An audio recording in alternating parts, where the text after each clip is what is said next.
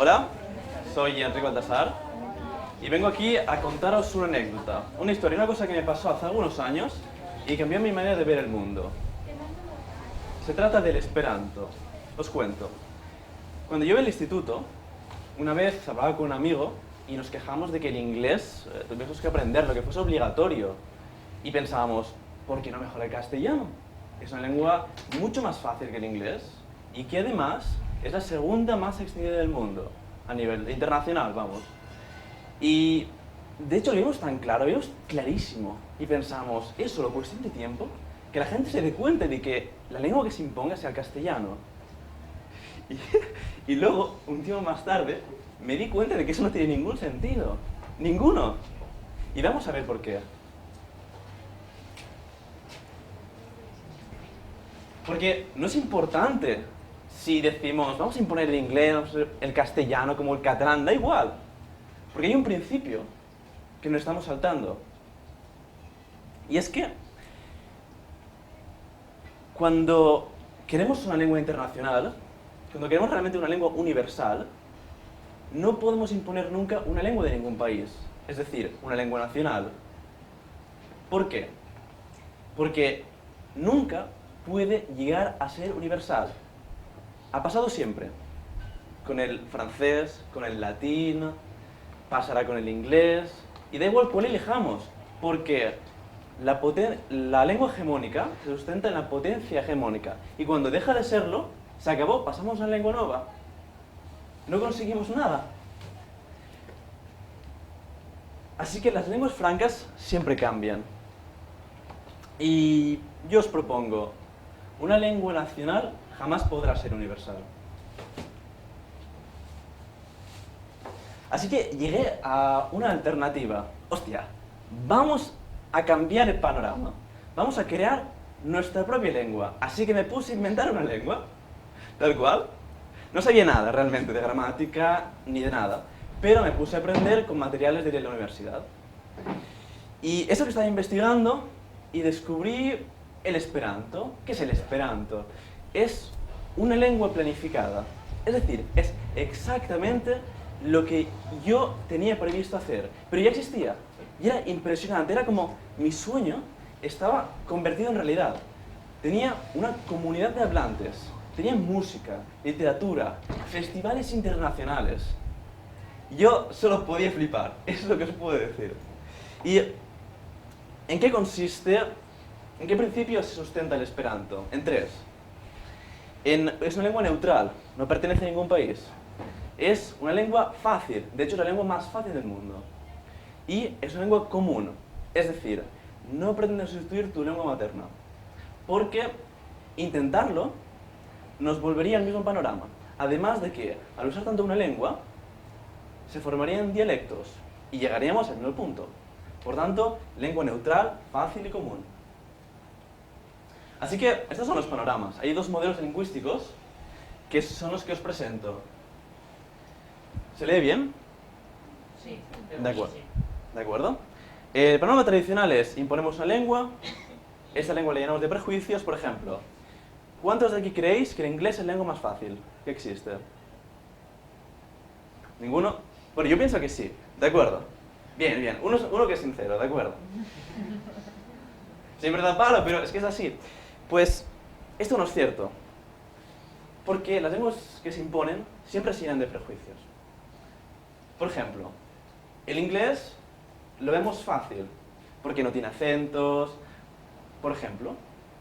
Pero realmente la pronunciación es muy caótica. De hecho, el inglés es de las lenguas, en cuanto a pronunciación, más difíciles que hay en toda Europa. De las que más. Por ejemplo, la música en inglés es la que mejor suena. Esto no es cierto. Lo que hacemos es una asociación superior-inferior. Y esto no pasa solo con la música, sino con todo. Y por ello, nosotros discriminamos y infravaloramos nuestra propia lengua, nuestra propia cultura, porque pensamos que el inglés vale mucho más. De hecho, hay una ideología lingüística mundial que funciona de la siguiente manera. Tenemos una lengua que consideramos la lengua franca. Esta lengua es la que todo el mundo debe aprender. Y dentro de cada país, pongo por ejemplo España, tenemos el castellano y otras lenguas. Lo que va a intentar siempre el castellano es intentar comerse al resto de lenguas y, como excusa, decir, hay que aprender inglés. Por tanto, castellano e inglés. Esto pasa siempre.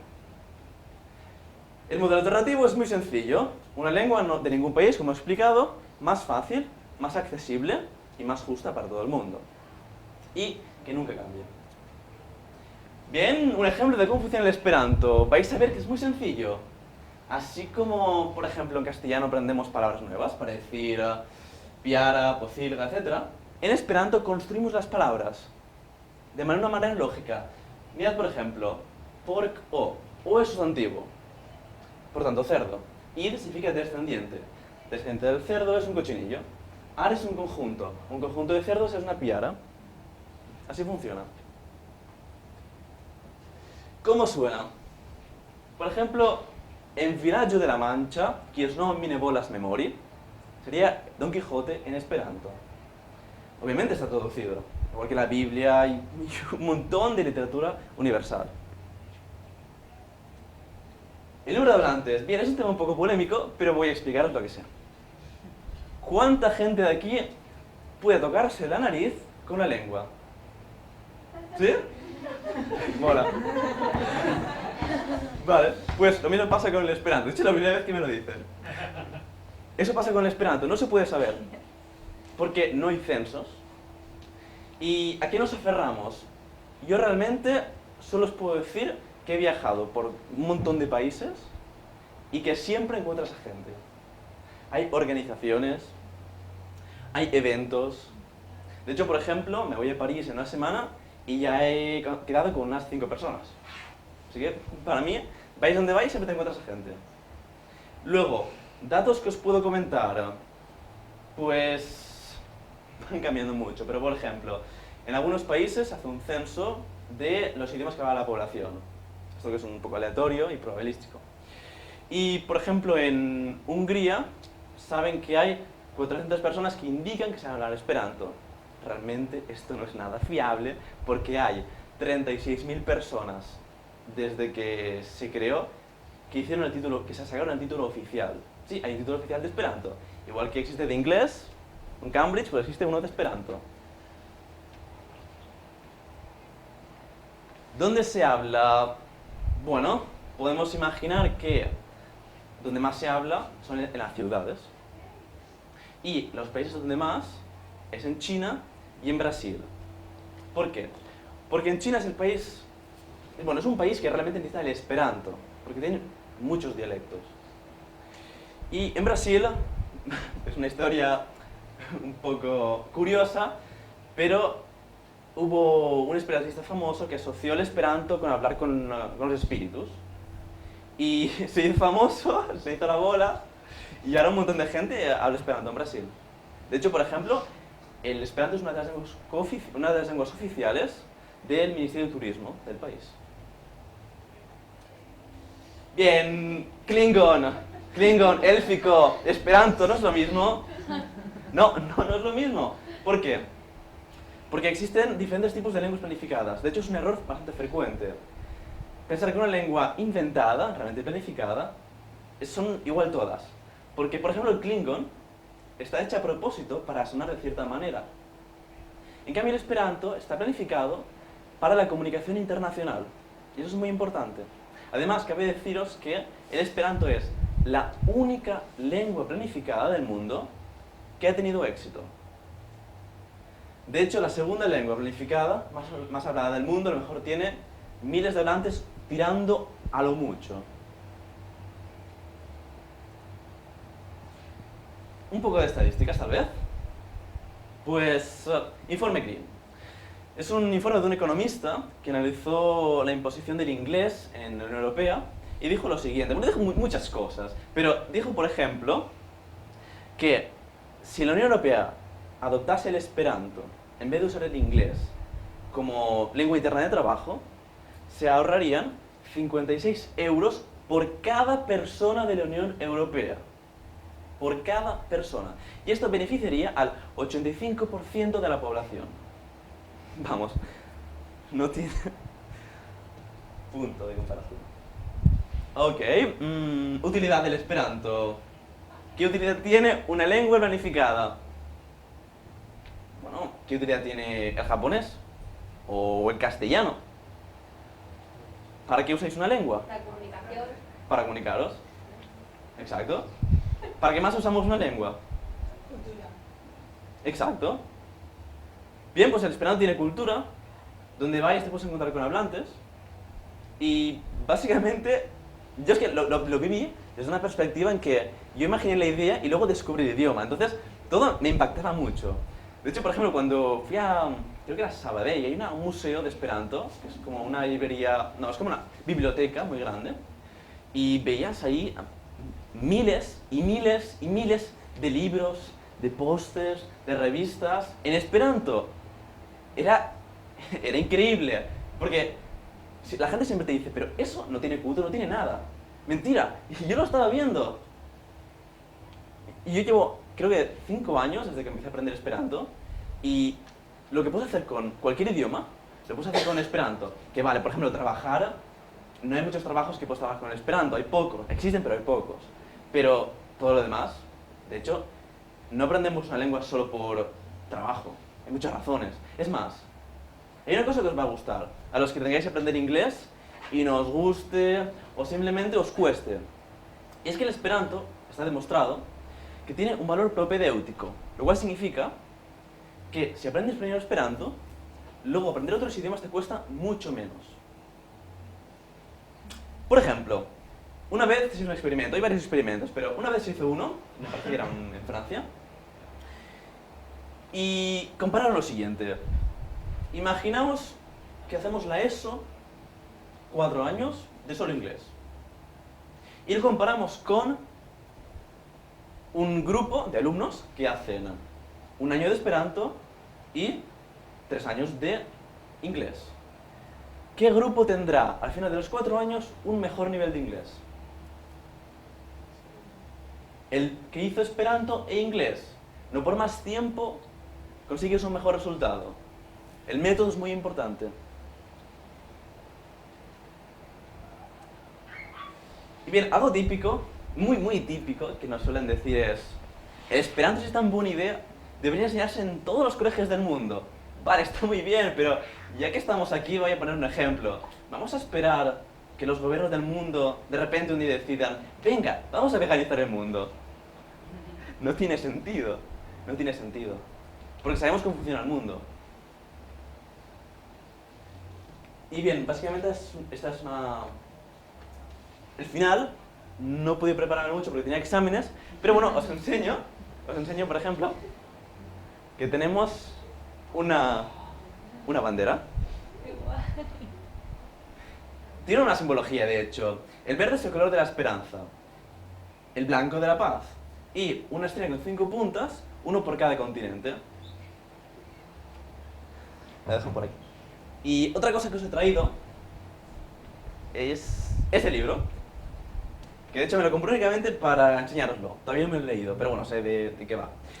Se dice la dangera lingua, que significa la lengua peligrosa.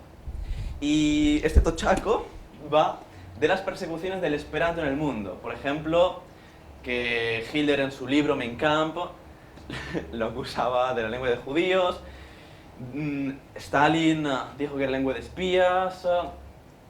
Se prohibió. De hecho, había gente que básicamente arriesgaba sus vidas para poder promover el esperanto. Los cabecillas de la asociación alemana los ejecutaron. Y bueno, ha tenido sus persecuciones. De hecho, no han faltado en absoluto. Y ahora os dejo un poco de tiempo para preguntas. Si tenéis cualquier pregunta, dime. Yo, de lo que siempre se ha cuestionado el Esperanto, es que realmente, no lo conozco muy profundamente, ¿no? Pero es que realmente es una lengua eurocentrista y imperialista, porque no incluye lengua, se basa a partir de lenguas, es toma como referencia lenguas europeas, solo no el swahili, ni el quichua, ni las lenguas khoikhoi, lo que quieras. Entonces, claro, realmente es una lengua justa y una lengua no común para África. ¿Vale? Te respondo.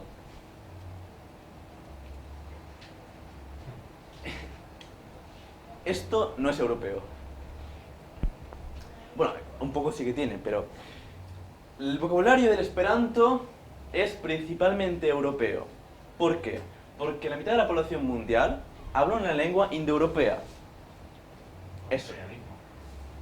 Puede llamarlo imperialismo, pero la cuestión es que si quieres hacer una lengua que se entienda rápidamente, necesitas una lengua que sea lo más fácil posible para la mayor parte de la población mundial. Y tenemos dos opciones. Podemos inventarnos las palabras, bueno, tres opciones. La segunda es elegir de cada idioma.